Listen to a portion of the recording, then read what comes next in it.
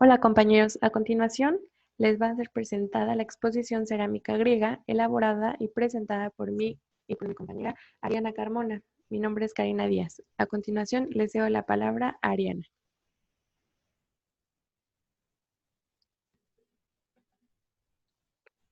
El valor histórico y cultural también lo podemos entender como la importancia de la misma en la actualidad, la cual radica en que estos artefactos fungen como documentos históricos y culturales que se desarrollaron aproximadamente entre los siglos octavo al cuarto antes de Cristo. Estos también son considerados como restos arqueológicos o fuentes de información que representan la vida cotidiana, los mitos, la política u otros asuntos de la sociedad griega. Es importante decir que estos deben ser contextualizados en espacio y tiempo, ya que su intencionalidad es variada. Características principales. La cerámica griega también puede ser llamada cerámica ática, ya que se hace referencia a la ciudad de Atenas, que fue un principal centro productor de la misma. Es decir, que no solo en Atenas se producían estos artefactos, sino también en Tebas o Rodas, que son otras polis de Grecia. Por otro lado, se puede decir que la cerámica es sonora, táctil y visual.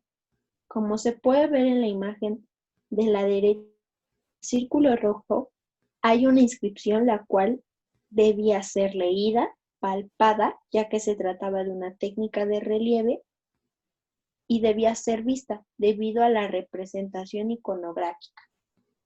También existe una función narrativa, ya que como dijo, las imágenes daban cuenta de mitos, de historias heroicas y demás. Por lo tanto, narraban los acontecimientos importantes. Por otro lado, la cerámica también contó con una gran distribución económica, siendo una de las grandes razones por lo que se conocen demasiadas piezas actualmente. Incluso se ha encontrado mucho material en el Mediterráneo.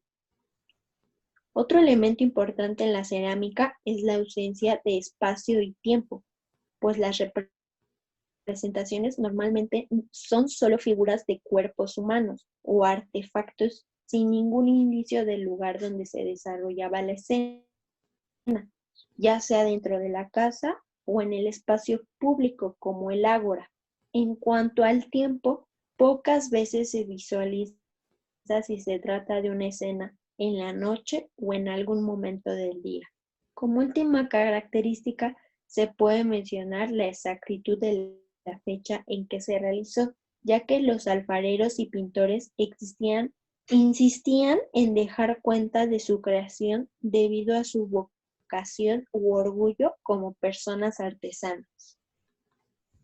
Momentos o técnicas del proceso de realización. Existen dos, la técnica de cocción y la técnica pictórica. Para la técnica de cocción, los hornos antes de cada preparación eran bendecidos por medio del ritual a los dioses. Atenea era la diosa de los artesanos, por lo tanto se encomendaban a ella, con el fin de que le saliera perfecta la preparación de las vasijas, ya que la técnica era bastante difícil. Es importante mencionar que de igual manera hacían rituales al inaugurar un horno para el mismo propósito, y en el invierno se apagaban los hornos y no eran trabajados en esta época. Vamos a hablar de las tres fases, como se ve en la imagen. La primera fase es la reductora. Se realizaba en grandes hornos que calentaban hasta los 800 grados centígrados y se dejaba entrar el aire para que se tornara de color rojizo debido a la arcilla. La segunda fase era la de la adición. En esta se cerraban las puertas del horno para que entrara el oxígeno. Los grados del horno llegaban hasta los 1000 grados centígrados para que se cociera el vaso, logrando así que se pigmente en negro y estos detalles negros se profundicen. La tercera fase era la naturalizante. Se abre el horno, se deja entrar el aire una vez más, se baja la temperatura, se neutraliza y las partes débiles no cubiertas por el barniz se tornan negras. Es importante saber que si se pasa el tiempo del horno, todo se echa a perder y habría que volver a empezar. Los griegos eran muy perfeccionistas y no se permitían detalles malos. Es por esto que hacían tanto énfasis en los rituales previos a la realización de las vasijas para tener buenos augurios.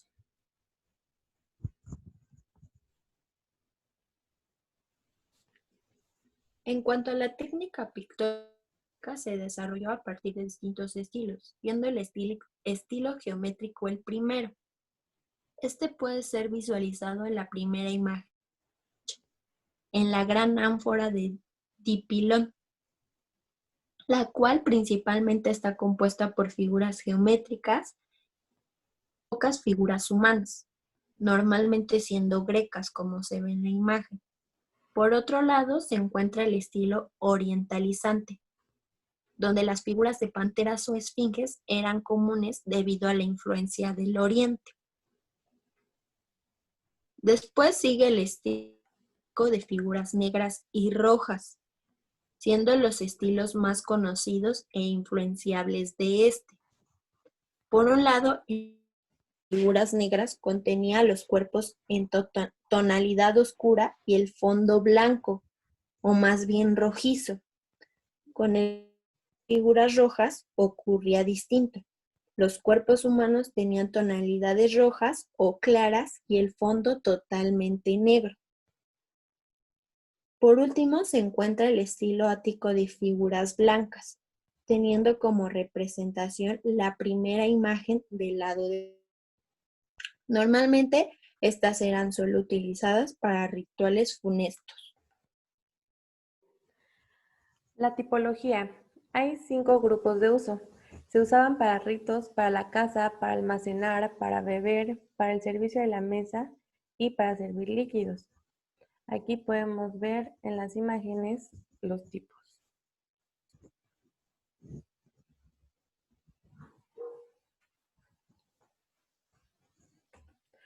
Y les voy a hablar a continuación de 6 tipos en especial.